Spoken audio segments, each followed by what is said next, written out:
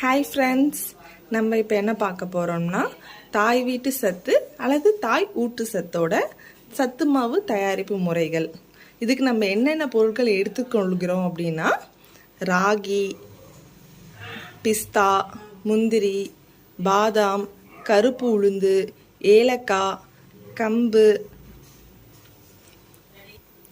திணை, கொள்ளு, சுக்கு, பச்சைப்பயிறு, கோதுமை, வறுத்த நிலக்கடலை, பொட்டுக்கடலை. இப்போ நம்ம செய்முறை பார்க்கலாம். இப்போ நம்ம என்ன பண்ணுறோன்னா ஒரு சின்ன இரும்பு வடைச்சட்டி எடுத்துட்டு அதில் முந்திரியை போட்டு இளவரப்பாக வறுக்கிறோம். நம்ம ரொம்ப வறுக்க தேவையில்லை, கொஞ்சம் இளவரப்பாக வற்றோம்னாவே போதும். அப்புறம் நம்ம என்ன பண்ணுறோன்னா பச்சைப்பயிரை இளவரப்பாக வறுக்க போகிறோம்.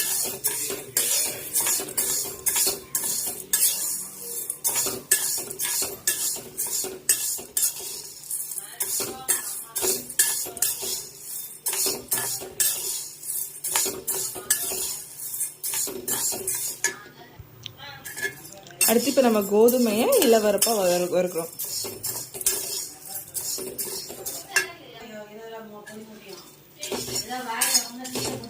வேர்க்கடலையை வறுக்கிறோம்.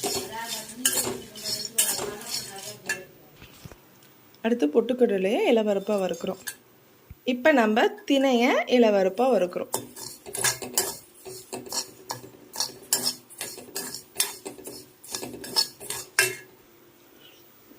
சிறிதளவு கொள்ளு, ரொம்ப சிறிதளவு தான், 10 கிராம் போல.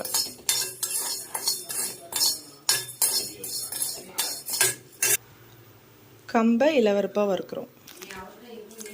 கருப்பு உளுந்து,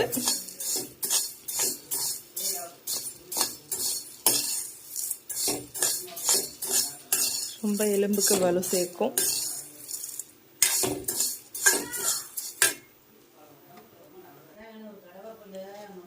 அடுத்து வந்து நம்ம ஏலக்காவையும் சுக்கையும் போட்டு லைட்டாக ஒரு 10 செகண்ட்ஸ் வறுக்க போகிறோம்.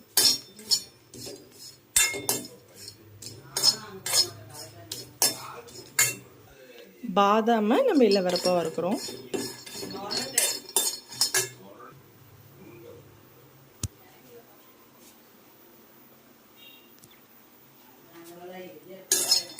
நம்ம இதில் வந்து எந்த ஆர்டிஃபிஷியல் ப்ரிசர்வேட்டிவ்ஸும் போடல, இயற்கை முறையில் செஞ்சு கொடுக்குறோம்.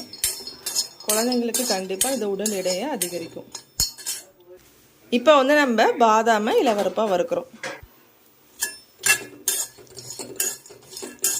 பாதாம் வந்து நல்ல நறுமணம் கொடுக்கும். இந்த ஃப்ளேவர் வந்து குழந்தைங்க நல்லா விரும்பி சாப்பிடுவாங்க.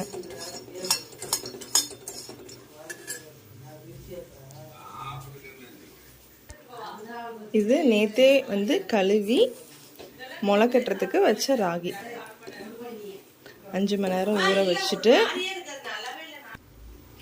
ராகி வந்து நமக்கு குவான்டிட்டி கொஞ்சம் அதிகமாக இருக்கிறதுனால நம்ம பெரிய வடைச்சட்டியில் போட்டு நல்லா கொஞ்சம் இளவரப்பாக வறுத்துக்கிறோம்.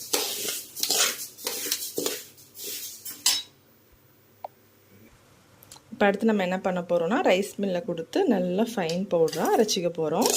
அதை வந்து நல்லா ஒரு சலடை எடுத்து நல்லா சலிச்சுட்டு அதுக்கப்புறம் பேக்கிங் பண்ணுவோம்.